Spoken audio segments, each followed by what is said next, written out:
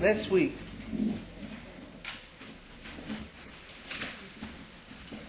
I began speaking about a very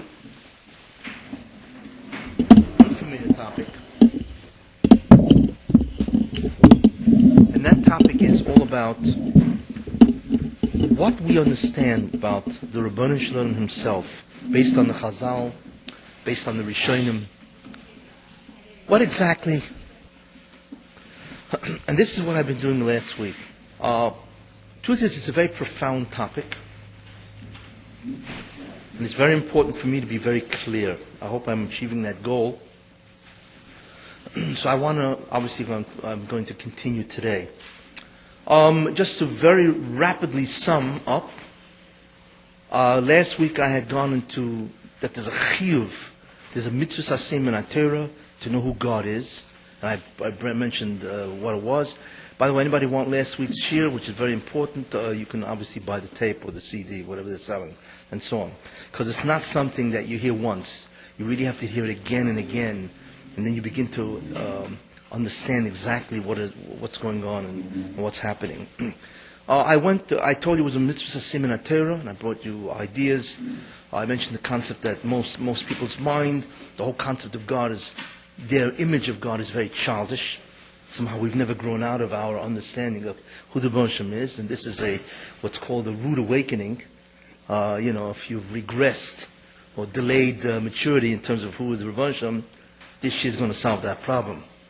I also mentioned the whole concept last week also of, so far we are taking an elevator trip down, and I think we had reached 3 floors. First floor was the Rebbe is absolutely one. What that means is that he cannot be, or rather, there cannot be a second God like the Rebbe Shalom. It's not that it's inconceivable. It's really impossible. It's just not possible for there to be a second being like the Rebbe Shalom. That's the concept of absolute oneness as opposed to relative oneness. Second idea, which I had mentioned, is the concept called pashtus. And what that means is simplicity. And the second idea I mentioned is that the Rebbe Shalom is simple.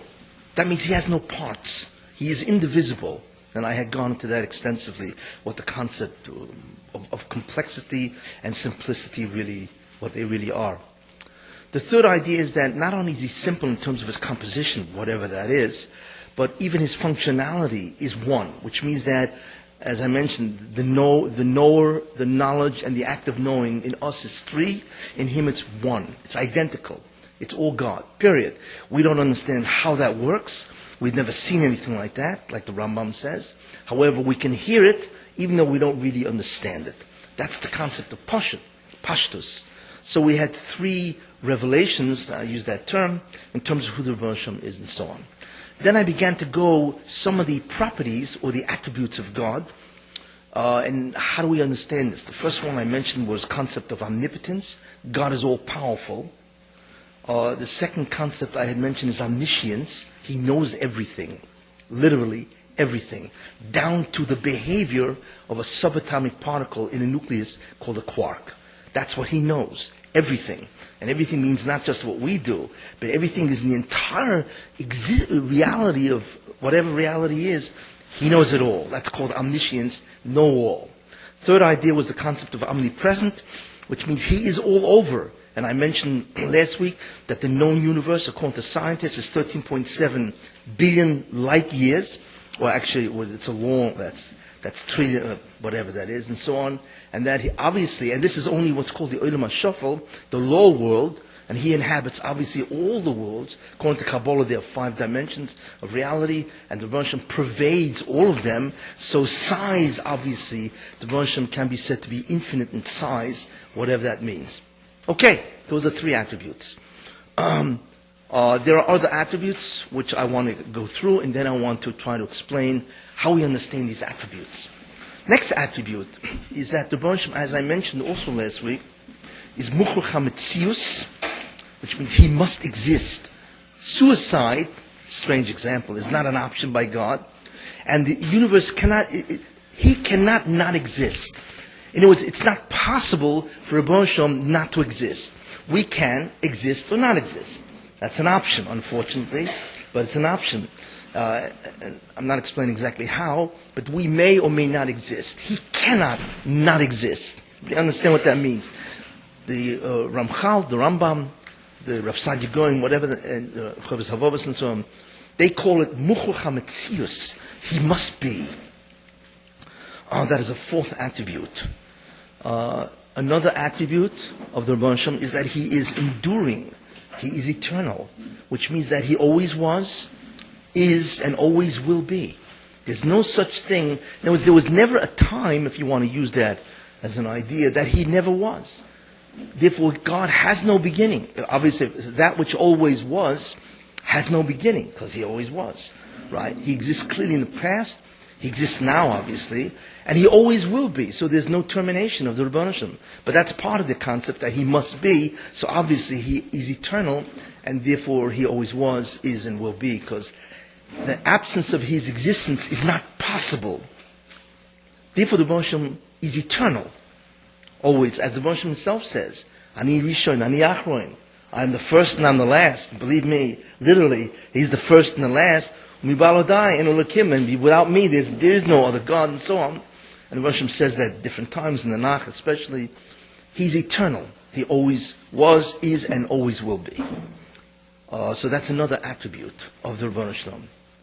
Another attribute of the Rebbeinu Shalom which we find is that he's, as I mentioned before, he's absolutely one.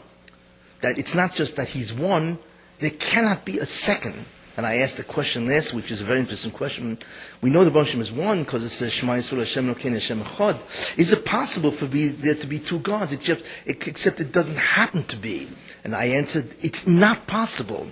The Rebbeinu Shalom is one absolutely, and that's another attribute of the Rebbeinu Shalom. Another attribute of the Rebbeinu Shalom is he's a boire. He creates.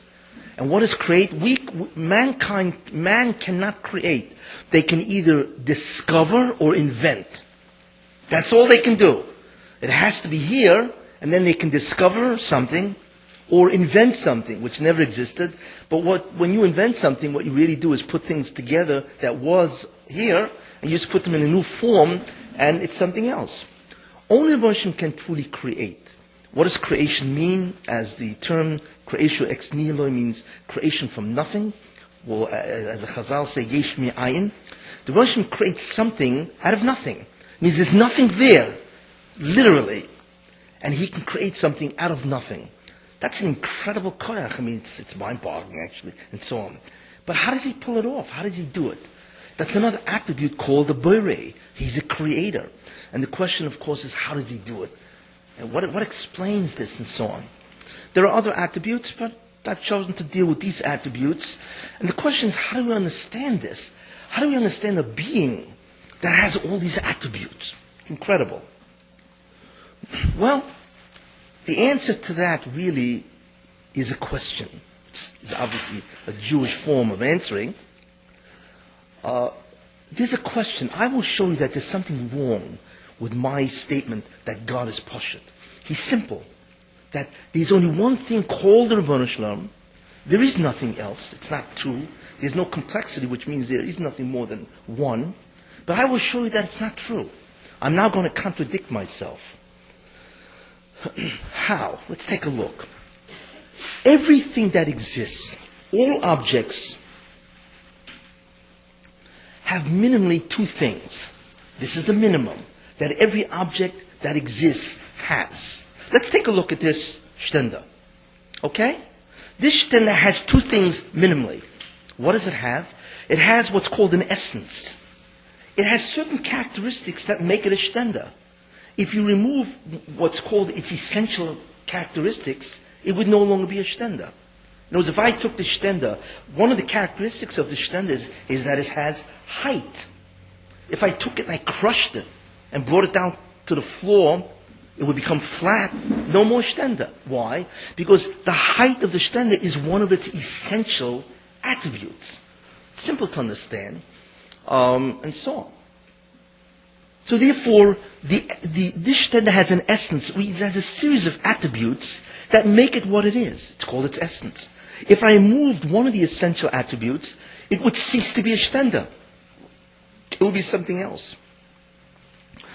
Now, there are essential attributes which make it what it is, and there are non-essential attributes which, even if you remove them, it would still be a shtender. For instance, this shtender happens to be brown. Color is not essential to a shtender. It could have been white, right? It could have been green or whatever. So color of an object is not essential most of the time to the object itself. Therefore, color in this case is called a non-essential attribute. It is an attribute, it is a characteristic, but it's not essential. If you took it away, if you give it another color, again, it would be, would still be a shtender. Material is also not an attribute. I can make this thing out of steel and it still will be a shtender instead of wood. So clearly the material of this object also is not essential. Okay? But let's put that aside. Let's put non-essential attributes aside. Let's focus in on its essential attributes. What makes this a shtender? Obviously its height, okay? The fact that this is on an incline. If it was vertical, it couldn't be a shtender because anything I put on it would just drop straight. Clearly, therefore, this has certain things called its essence. But besides its essence, it has something else. Do you know what that is? It has existence. Yes, it actually is. Now, I don't know what makes it be. Think about that. All of us have an essence. Every object in the universe has an essence. What is it? And you can actually define something by its essence. Okay? But besides the fact that every object has an essence, it also exists. It is. That means there's something in this thing that gives it the quality of being. It is. We don't know what that is. We don't know what the essence of this is. We don't know what the essence of a table is. Not its essence, excuse me. We don't know what the existence of a table is. We don't know what it is. There's something in it that makes it be. Now I want to tell you something. There can be a table, but it doesn't have an existence. For instance, if you close your eyes, and you imagine a table, well, guess what? You've imagined an object that has an essence, correct? But it has no existence. Because the fact that you think of something cannot make it be. So therefore, everything has two ideas, concepts connected with it. Everything. And that's the minimal. Everything has a certain amount of characteristics. What makes it be, that's called its essence. But everything also exists. There's something in it that makes it be. Okay? We don't know what that quality is. We don't know what it is. If I was able to walk over to the shtender and put a vacuum cleaner and suck out the existence, this would immediately annihilate. And what would I have in my hand or in the vacuum cleaner? I'd have something called existence. I don't know what that is, but it is that which makes it be. It gives it the quality of being. Everybody got that? I'm always worried about the head that shakes.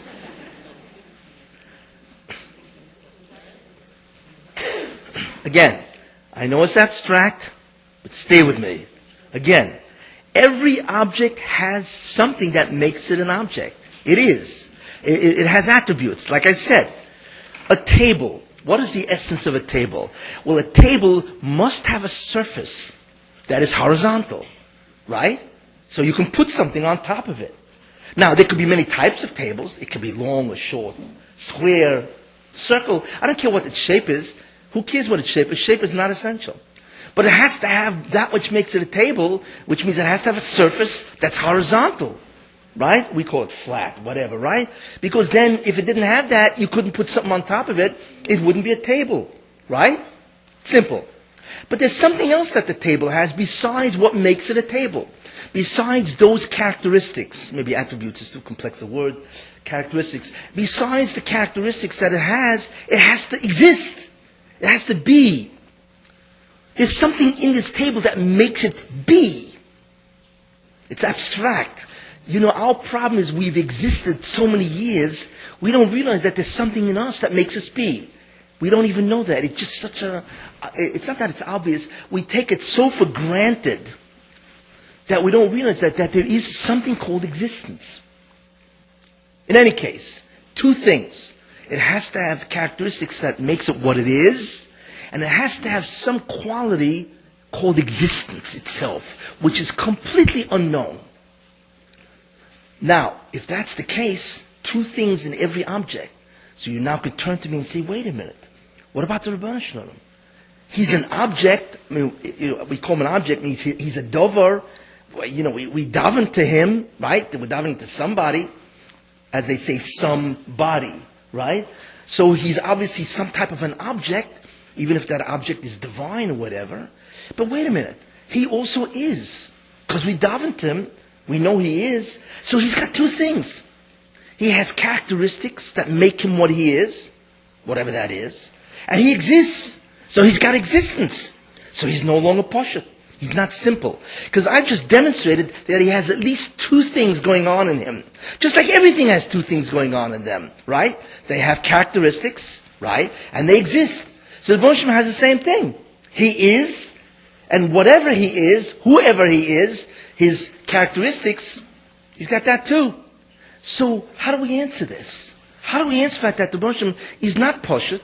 Because there's at least two things that he must have. And that is, he has characteristics, whatever they are, and he exists. Question is, how do we get around this? And the answer to that is we have to push the button and take the elevator down. Another flight. We're now on floor 4.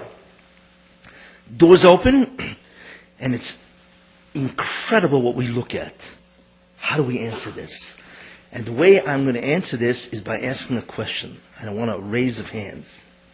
This is a dramatic question. I'm going to ask a question. I want either a yes or no. Nothing in between, like in a court of law. Ma'am, yes or no, right? Does God have existence? Right? Okay. All those who believe he has existence, please raise your hand. Well, of course, everybody raised their hands. Is there anybody that believes that God does not have existence? Of course, right? Because you're all afraid. But of course, he has existence. So what are you doing in this year? I will tell you something. God does not have existence. Now, you're going to look at me and say, excuse me, what are you doing giving a share to Frommer women? And the truth is, I am right and you are wrong. You know why? Please close cell phones. God does not want to be interrupted. God does not have existence. That's a tremendous toss. Then the question is, what's the answer to this? The answer is, he doesn't have it. He is it.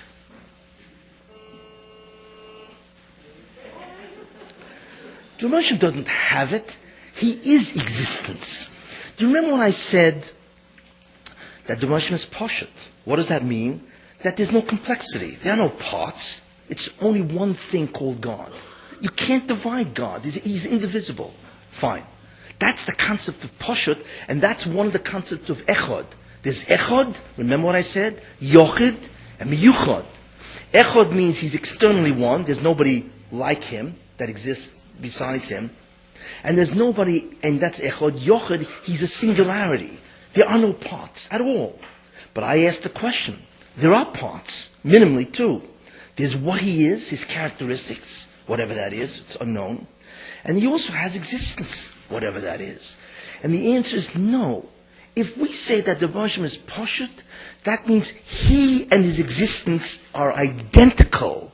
He is existence per se. That's what he is. As far as we understand, he is Metzius Be'etzem. It's not that he's a nimso, he is something that has existence. He is existence. That's the quality that he has. We don't know what that is. Nobody in any way understands what does it mean to be existence, not to have it.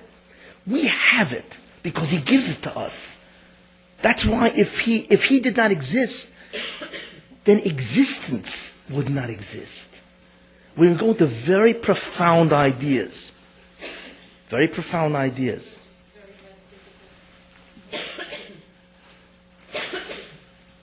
Again, the Rebbe Hashem does not have it. He is it. There's a tremendous difference in those terms. The Rebbe Hashem is be'etzem existence itself. Being. That's what he is. In other words, how do we understand that?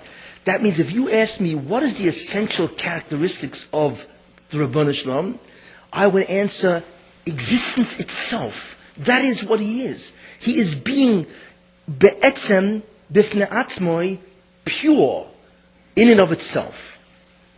That's what it means to be Poshet. That the Rebbe Hashem doesn't even have existence, which is separate. He is existence itself. Very profound concept. Very profound. Therefore, the essence of God is existence itself. That's what he is. So far. So far, that's what he is. Very profound concept. Therefore, that answers many questions for us. If you notice, Moshe Rabbeinu asked the Ribono Shel Olam, what's your name? Moshe Rabbeinu asked that in Shemos. What is your name? Okay. So the Ribono Shel Olam answers a very strange, the answer is very strange. What is it? Eheyah she'eheyah. Now there are midrashic interpretations. I will be with them in the future Golas, just like in this Golas. There are midrashim on this. But the simple term is I am. You want to know who I am or I will be. It's the same future, the same verb to be. The Ribono says, you want to know who I am the am. In English they use the verb, part of the verb is always the verb to be. In Hebrew, if a person wants to say, I'm sitting, so a person is ani yoshev. Hebrew leaves out the verb to be, because it's obvious. If you're sitting, we hope you exist, and you sit. So Hebrew says, ani, I, yoshev, sit. In English, so Hebrew does not have the verb to be in a sentence. It assumes whoever's talking exists. In English, we have the verb always being. I am. What does am mean? I am means I exist and walk. I am sitting means I exist. I am. Am means to exist. And I sit. I will throw the ball. Will is the verb to be. It's a different form of the verb to be. It means I and throwing ball, okay, will happen. It will exist. English uses constantly the verb to be. English does not assume you exist, which is rather bizarre, but this is what therefore they always have to assert being by using it as part of the verb. But you got that? Grammar. Simple grammar. Yes. In any case, so the Moshe says to Moshe Rabbeinu, Eheyeh, I will be or I am. What do you mean I am? Well, that's not an answer. But the Moshe answered him, I am the am. I am the will be. I am the existence itself. That's what he's really saying to Moshe Rabbeinu. The simple pshat of that pasuk is the Moshe is saying, what's your name? The name is being. Existence. That's my name. And that's what he means. I am. And so on. It's amazing when you think about that he did answer the question. What is the greatest Shem of the Ribono Shel Olam? The four-letter word Yud Kei Vav Kei, correct? What does the Yud Kei Vav Kei come from? It comes from the verb lihiyos, to be. Why would the Ribono Shel Olam call himself, right, a name that derives from the verb to be, lihiyos or lihiyot, right? Why would he call himself that? And the answer is Yud Kei Vav Kei means he is. You want to know what he is? He is the is of the is. That's what he is. It's very simple when you think about that, you know. Now, we have no idea what in the world ising is. In fact, if you ask, so what does the Ribono Shel Olam do all the time? He's always amming. He ams all the time. Strange way to use the verb, but that's what he does. He is. He is the is of the verb is. Period. That's what it is. And that's why the Yud Kei Vav Kei comes from the verb lihiyos, to be. This leads us to incredible conclusions at this level where we're at. How? Let's take a look. We now understand many ideas of what the characteristics, at least as far as we know, of the Ribono Shel Olam is. One, why does he know everything? Or rather, why is he all-powerful? Because a being that is being, existence, can do anything it wants. It can make exist anything, because it is existence. There's no limit on what it can do. That's why the Rebbe is omnipotent. Because he's not an object. He is the existence itself that can make anything exist. All he has to do is want to do it. Therefore, the Rebbe is omnipotent, because he's existence itself. Why does the Rebbe know everything? How does he do it? And the answer is because nothing can exist without him giving that existence. How does the Rebbe know that I'm giving a shiur now, and that you're all sitting here, hopefully listening attentively? How does he know that? Because he took a look into the room? Or because they mailed him a brochure? No. Because he knows we exist because he knows himself. We are here because we emanate from him in a way which we have no idea. We emanate from him because he has to give us existence. And then we are, because in us is the Ribono Shel Olam, which is a murd exact. We think we have to pray to the Ribono Shel Olam because he's out there somewhere. He's not out there anywhere. He's here. He's here. Except what the Ribono Shel Olam did is what's called pir, or rather hester. He concealed the fact that he is everywhere. Because nothing can exist unless he gave it existence. So the Ribono Shel Olam knows everything, not because he knows what's out there. There is no out there. Even out there is also him. He gives it existence. He knows everything because he is everything. He is that subatomic particle. That quark, which is the part of the nucleus, he has to give it existence. It emanates from him, you see. So therefore, he knows himself, therefore he knows everything. In other words, to put it another way, if the Ribono Shel Olam did not know about something, it wouldn't exist. Think of it the other way. If he didn't know about it, it's because he never gave it existence, and therefore it doesn't exist. So, that's why he knows everything. It's interesting. Once you understand this concept, many things become resolved. So we now know why he's what? He is all-powerful, because existence can do whatever it wants. It's not limited. We know why he knows everything, because whatever he doesn't know doesn't exist, because he never gave existence. Who cares if he doesn't know about it? It doesn't exist anyway. So therefore he knows everything. The Rebbe is present all over the Bria. Why? Because there's, as the Chazal say, les asa de panui. There is no place that is empty of him, because how could that be? What gave existence to that place that is empty of him? Nothing. It needs him to give it existence. You see. Therefore, he's molikolas kavoida. He's all over the place. Everything that is, he's there. Because that's what gives it existence. You see. So that's three things explained. Why is the Rebbe Shel Olam, why must he be? Because a thing which has existence because the Rebbe Shel Olam gave it existence, it can be removed from the person, and that person instantly vanishes. Because it's not him, it's part of him. So a guy can cut off his arm too, and that's the end of the arm, right? Same thing. Since a person has existence because in him is God, so to speak, or else how would he exist? It can be removed from him, and then he instantly vanishes. If the Rebbe Shel Olam wants to annihilate somebody, he doesn't have to kill the guy. He just, whatever that means, however he does it, he just stops thinking about him, right? And instantly the person doesn't exist. Because he needs God, the Rebbe Shel Olam, every nanosecond to nanosecond to be. So therefore the Rebbe Shel Olam is muchach hametzias. What does that mean? That means that, well, if you have existence, the Rebbe Shel Olam can take it away. But what happens if you are existence? Where are you going to go? You are it. Where are you going to go? You can't take it out of you. It is you. Therefore, a being that is existence itself can never not exist. Why is the Rebbe Shel Olam a boirei? How does he do it? Because we don't have existence. We have it in ourselves, but we're not the boss over existence. But he who is existence, he just pop. He gives something existence, and it is. Only a being that is existence can make something be, which is called bria, boirei, creator.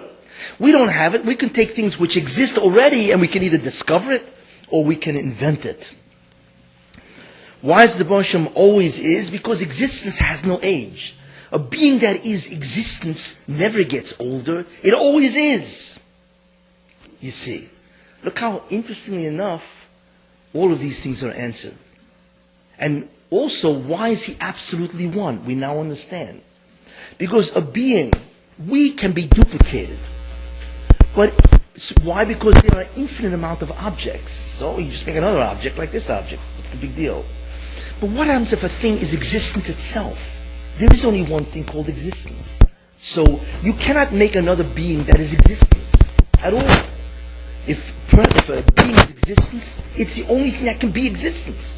There's no many types of existence. There's only one thing called existence. And therefore he's absolutely one. Now, that's not simple. It's abstract. But look at what it leads to. It leads to a tremendous understanding or beginning or inkling of what type of a being we are dealing with and so on. And from that, we understand that the Rebbe has given existence to everything that he wanted to. So everything is totally in him. Everything. In fact, if the Rebbe separated himself from you, you would cease instantly to exist. Because none of us have the wherewithal to exist besides him. We don't know where to get it from. We need to get it from him. And if he's gone, so are we. Because where are we going to get our existence from?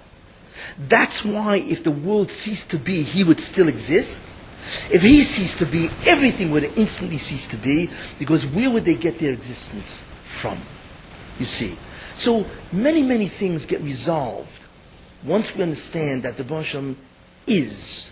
That's all you could say about him. He is. Period. There is nothing. And that really, in a certain sense, what's called circumscribes him. It says what type of a being. And therefore, we begin to realize, why is it no malach? Nobody knows who he is. Nobody. As the Ramchal says beautifully in the beginning of the Sefer, Derech Hashem, he says, and it's a beautiful sum up, but he says simply, to know God is to be God. Period. The only one who has any inkling of who he is himself. Nobody knows. And we understand no malach knows. I don't care who they are, where they are, it's irrelevant. And people make a mistake. People think, well, the reason why we don't know who God is because he's infinite. Not at all. First of all, God is not infinite. That's a tremendous toss. Because the whole concept, as we will see. But no malach knows who he is because nobody knows what existence is. Nobody has ever looked into themselves and asked themselves, what am I? What am I exactly? Nobody knows. The biggest mystery a person has is, who are you? Nobody knows. We know we have a human body and we walk around. But we don't know really who we are. Forget about the neshama. We don't know who we are because we don't understand our connection to the Rebbe Shem. Because if he didn't make us be, we would never exist. It's that simple. Therefore, the Rebbe Shem is Molikoretz Kavoida. He is in you. He's not outside of you. He's not apart from you. You emanate from him. In fact, he is closer to you than your own spouse. And that's a chiddush. That's how close he is to you. Because you emanate from him. Every atom that you have is him. He gives it existence. Very, very important idea. It's abstract, but it's worth it. Because it really explains a lot of ideas. And therefore, a malach cannot know who God is because nobody knows what pure existence is. We've never seen it walking down the street, have we? Have anybody here ever seen existence by itself, without being in an object, walk down the street? No. So therefore, we have no idea who the Baruch Shem is. That's why the malachim say, "Ayim kun kavod l'haritzoi." Like, where is he that we can praise him? We have no idea. We know he's all over. They know that too, right? They know Molek Koretz Kavoidoi, but they have no idea where he is at all. Nobody knows who he is or what he is. They just know that there's a being that exists that is just everything. That's the concept of malachim and so on. Therefore, this idea is a very important idea. We now understand many, many different ideas. We understand the characteristics of the Baruch Shem, why they are the way they are. Again, why he's omnipotent, why he's omniscient, all-knowing, all-powerful, why he's all over. We understand why he's eternal. We understand why he must be. We understand why he's absolutely one. And we understand why he is also a borei, a creator, and so on. So we have really a great understanding of something to grab onto. So we're being mispal to Rabbi Hashem. He's not a man. He's not a woman. He's not in any way either human. He's not organic. He's not inorganic. He's none of this. That's what the Hashem in that sense is. So when you pray, and that's why I laugh, there are religions that hold he's a man. Some religions hold he's a woman. Tells you something about their religion. And so on, And there are some religions, I don't want to go through, this Christianity that's, you laugh at this. I mean, I once read an article that I think was from Christian, someone that they were arguing, is God a he or a she? You got to laugh at this stuff. These are infantile people trying to understand the Ribono Shalom. With the Moshe himself, the Moshe, he says to Moshe Rabbeinu, nobody can see me and live. The truth is you cannot even see him die, which you'll have to understand what that is later if I can get to it. And so on. But the Moshe is completely unknowable. As the Ramchal says, to know God is to be him. There is no other way to know who he is. Finished. Okay. Have we reached the bottom? We're down on the 4th floor. Is there a 5th? So you can look at me and say, a 5th? Give me a break. My mind is wrapped in towels on the 4th. You want to take me down to a 5th? Yes, we're going to go down to a 5th. There's a 5th level that's more astounding than the 4th. It's certainly nogea to us. What is that level? Take a look. Press the button, go down one flight to the 5th level. The doors open and we're absolutely astounded at what we see. What do we see?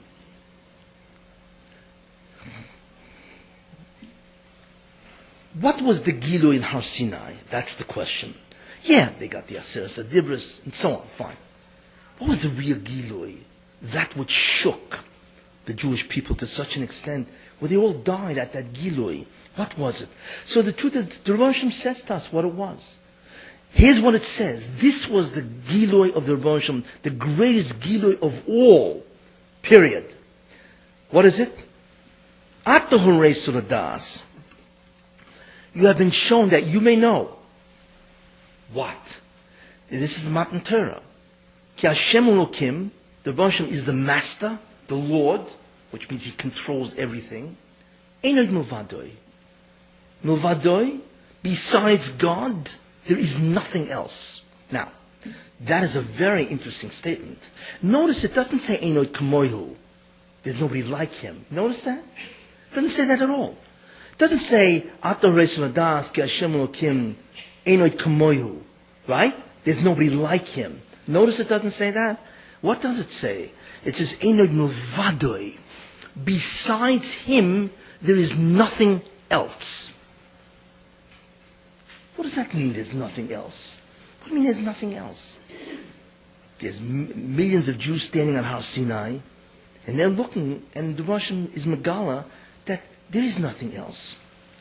And Rab Chaim Volozhin, the Nefesh HaChaim, says, mamash. Literally, not figuratively.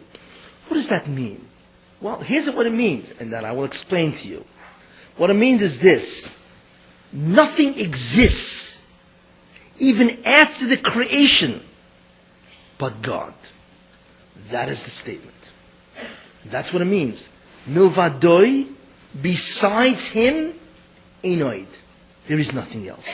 It doesn't mean besides him, Einoid, there's no Acher. Because Rabbi Hashem already said that a couple of psukim before. In the heavens above, V'yodata hayoim, right?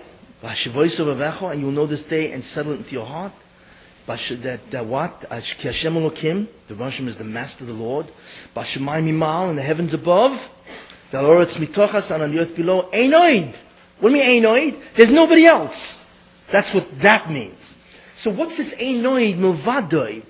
It's not just that there is no other God besides God, which is absolute oneness. There is nothing else at all. Only He is. Now, the question is, wait a minute, how do we understand this? What does that mean? Fundamentally, I give you a mashal, and you'll be able to understand it from the mashal.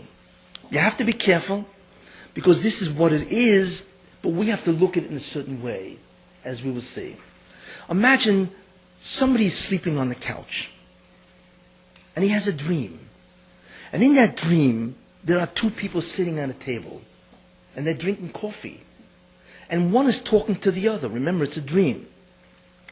So one person says to the other person, you know, it's interesting. We're sitting and drinking coffee. This is the dream. But you know, we don't exist at all. That's what he tells the other guy. So the guy looks at him and says, what, are you crazy? You don't exist. We're sitting and having coffee. So the guy says, no, you don't understand what I mean. Of course we exist relative to ourselves. But relative to the guy sleeping, we don't exist at all. Because even while he's sleeping, we're imaginary. And if he ever woke up, poof, we disappear. What does that mean? That's the idea of Einod Mavadoi. In this sense, that relative to ourselves, we exist. As far as we're concerned, we exist. We are. You know, I'm here giving a shiur. You're there listening, hopefully, right? And there's an outside world. There's Brooklyn. Of course we exist. Hey, that's rock solid, right? That's as far as we know. But the concept of Einod Mavadoi is an unbelievable emes that we cannot fathom. We cannot understand what that means. What the Rosh is saying is this: I am. Why? Because I am existence. Therefore, I really am. You guys, who I have to give everything to, even after I give it to you, don't really exist. That's what it means.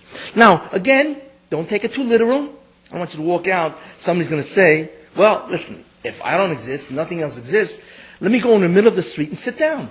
Right? Because this imaginary truck, what's he going to do? It's only imaginary. But I want to tell you something. Here's the rule. That imaginary truck is going to kill your imaginary body. That's the rule. One imaginary can neutralize another imaginary. But in real terms, Klapi, the Rebbeinu Shalom himself, we don't exist at all. Not that we don't exist like him. It doesn't say Einei Kamoyu. It says Milvadoi. And Rav Chaim Volozhin says, Mamish. That's an incredible secret. And like Rashi says, that when by Oto Reis Ladas, the Rebbeinu opened up the heavens, and he showed everybody, Shehu Yehuda Shel Olam. What is Yehuda Shel Olam? He's the oneness of the world. It's him, and that's it. That was the Giloi. And that Giloi was so startling that a person recognizes who he really is, that whatever, they died and so had to be Chesam and so on. But whatever it is, this is a profound truth. That ultimately speaking, he is the only thing that really is because he exists. We don't really have exist. We have existence. We are not existence itself. So what we are is really everything the Russian gives us. Everything about us, the Russian is in every aspect of us. Even though we do not, we have no concept of that at all. We walk around the world thinking we're somebody, but the emes is we're zero. And this is the conclusion. The truth is that a human being is an absolute zero mitzad, what he is and what he can do. And there are three ideas that you see from this. One is yichud mitziusoi, that the Moshem is the only thing that really is. Everything has to be given existence, which is from him. That's the first thing. But the second thing is called yichud shlitasoi. The Moshem is the only force known. There is no other force. Shlita. He is the only thing that can do anything. What he has given us is the ability to be bocher. That's all we can do. We can choose. Do we want to go right or do we want to go left? But after that choice, we can do nothing. We cannot go right or left. When I lift my arm, right? So I think it's me. I think what happened is my brain is firing neurons that hit my muscles, that say contract, and my hand goes up. No. Behind my brain, there is the Rebbeinu lifting my hand. I cannot lift my hand. It's the Rebbeinu that lifts my hand. Because where would my hand get its own ability? It has no ability, because it doesn't really exist in that sense. The The Rebbe Hashem wills everything to happen. What he has given everybody else is bechira, free will. That means you could choose. You want to lift your hand, you want to keep it down, fine.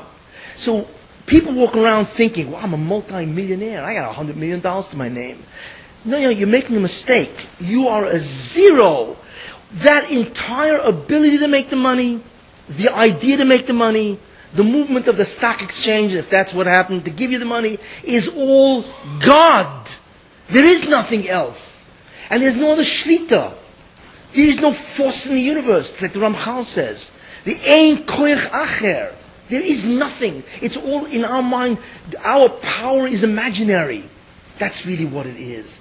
There is no real power. We are not the cause of everything. We are the cause of nothing in the real sense. He is everything. Now I hope that doesn't deflate a lot of egos, which I'm sure it does. Because everybody walks around trying to think, well, I am because I am something. No. Einoi Mavadoi is one of the most profound ideas ever known to man. There is nothing else but him. Why? Because he is existence itself. We who have to be given existence in every single quark, electron, proton, whatever, it's him. Except what he has done is something unfathomable. He has concealed that he's part of us. You know, he is part of us. If I asked you, is your skin part of you? You'd say, of course it's part of me. Okay? But what happens if I said your skin is a being besides you? You say, what are you talking about? It lies on my face. And so on. That's the Rebbe Hashem. The Rebbe Hashem is so in you, or rather you are so in him, that it's unknown to you that he is all of you. And whoever you are, whatever projection you are, is like a projection on a TV screen. The mystery is we do not know this, which is incredible. We do not even know this. We do not experience it. The relationship between him and us. We don't experience it. You know, we'd be shocked. But what's interesting is there is a place we do experience it. In many ways, there is a place. We actually can experience him in us. Where's that place called? And that's the beginning of the understanding, which I don't have time to go into. What is Olam Haba? What is the future world all about? You know, everybody has their different ideas. The Muslims obviously have their ideas what Olam Haba is about, which I'm not even going to go say. It's too embarrassing. What is Olam Haba? People think Olam Haba, in an essential sense, is, well, there's going to be a lot of goodies up there. That's true. There's a lot of goodies up there. I mean, Hashem can make a party that never ends and is beyond the belief. Right? He's the biggest caterer known to man. And so on, right? But there's something else. If the Rebbe Hashem essentially to us is our existence, what does Dvekus really mean? Think about this. When it says, Uboy Sidbak, so we understand this to mean you have to do his midas. We understand that, fine. But that's all we can do here. We have to listen to his Ratzon. That's one Uboy Sidbak. And we have to emulate his midas. That's the second of voice Sidbak, fine. But that's all we can do, really. But in Olam Haba, when there is no mitzvahs in Olam Haba, it's gone, right? There's no midas in Olam Haba. So then, what is there? Is it a world like this where there's a lot of artificial pleasures that the Rebbe Hashem creates? Probably. But there's something much more profound. What you get, and that's what Dvekus means. If the Rebbe Hashem is existence itself, A. If he is your existence, B, which means you emanate from him, then if you are dovik in him, what are you dovik in? And the answer is existence. Of course it's self. But you actually begin to tap into the existence itself. Because that's what he is. And to tap into the Rebbe Hashem as existence is the greatest experience known to man. There is nothing greater. Why? Because the greatest gift that a person can give you is existence, to be. There's no greater gift. If I asked you, what is the greatest gift if you would want it? You'd say, I want to be eternally. But really what it means is to be without end. Existence is the greatest gift. And we have been given that. And if that's what he is to us anyway, and he is our existence, so if I am dovuk in him, what am I dovuk in? My existence, which is him. Therefore, we see that in Olam Haba. Olam Haba is a place that is, we cannot understand what that is.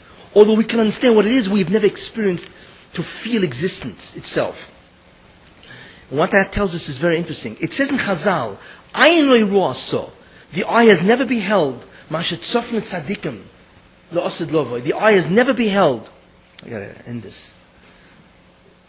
It says the eye has never beheld what is stored up for the tzaddik in Olam Haba. Now, notice it's interesting. Look at the Lashon Chazal. It doesn't say that the brain does not comprehend what will be in Olam Haba. It doesn't say that. It doesn't say Hamoyach masig. So the problem isn't comprehension. The problem is experience. Ayin lo yirah so, we've never seen it. We have no experience about this. That's what it means. That means we can't understand what it is. But the only way to understand it is to reach this level of depth. And that's why, in many ways, why it's worth it. Once you understand Einod Muvadai, what that is, and what Poshet is, and what the Vasham is in terms of how he relates to us, Yud Kei Vav Kei, then you could begin to be not masig. Actually, you can be masig, although we don't know what that means to experience. That we experience existence itself, and the existence is the Vasham. That's what Dveikus is. We tap into being itself, which is the greatest phenomena ever known, is being. We tap into that. How we tap into that, what the tap-in means in terms of experience is unknown. Because we don't know what it means. Which tells us a murdig zach, and I will end with this. Everything in the world is degrees. Everything. You can experience anything in the world in degrees. What does that mean? Pleasure. Well, pleasure has degrees, right? There's more pleasure and less pleasure. Sickness. Sickness has degrees. There's more sickness and less. Everything, every quality always has degrees. There's only one thing that never changes in degrees. You know what that is? Existence. You cannot be more. You are. You can't be less. You are. Existence is the only thing that has no degrees. Think about that. Right? Some people are taller, shorter, fatter, skinnier, whatever it is. There's always quantity. There's only one thing that has no quantity at all. What is that? Being itself. As they say in the street. You either is or you ain't. That's it. There's no middle. There's no middle between being and non-being. There's no such thing in the middle. Either you is or you ain't, as they say. Either you are or you don't exist. In Olam Haba, since we tap into existence itself, there are degrees of existence itself, which is absolutely mind-boggling. And that's what it means that tzaddikim in Olam Haba have no rest. Elam menucha. What do you mean they have no menucha? Does that mean the Hashem gives them a bigger piece of the ice cream? What it means is they're constantly moving up in Shlemus or in Hano, Ziva Shchin, whatever. But how do they move up? Because they get a bigger piece of cake? Is that what it is? No. Because they exist more. What does that mean? We have no idea. We do not know what it means to exist beyond you are.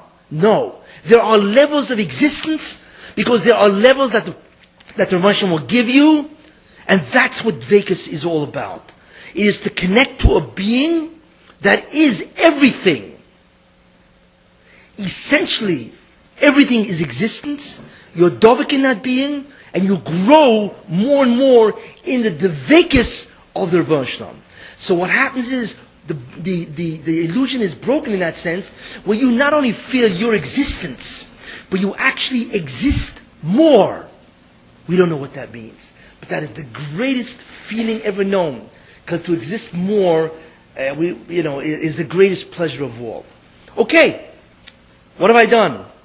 First of all, I've confused everybody.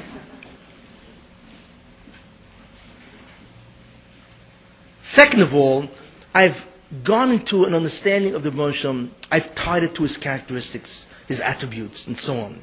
I've given you the logic. I've showed you that what we pray to isn't something we have any understanding. Yet that being knows exactly who we are. It knows our tsaras. It knows everything. Not only that, Einod Mavado means he is, and we really do not exist like him. He is the absolute supreme boss. He is the only force that exists. If you have an idea in your mind, it's from Him.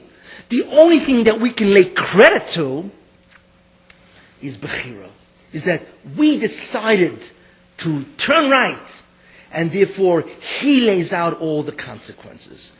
Totally, and so on. So we see the incredible amkis, who the Hashem is, who our God is. When the Hashem says, I will redeem you, which is very comforting. When the Hashem says, don't worry about all those goyim.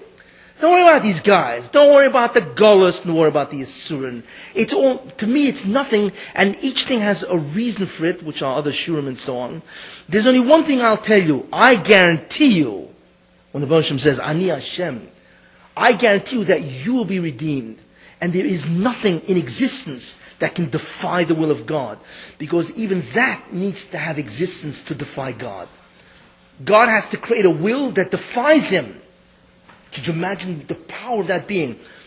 So what it tells us that there will be a Geula, there is no force in all existence that can stop it. Except it takes time, because there are obviously requirements.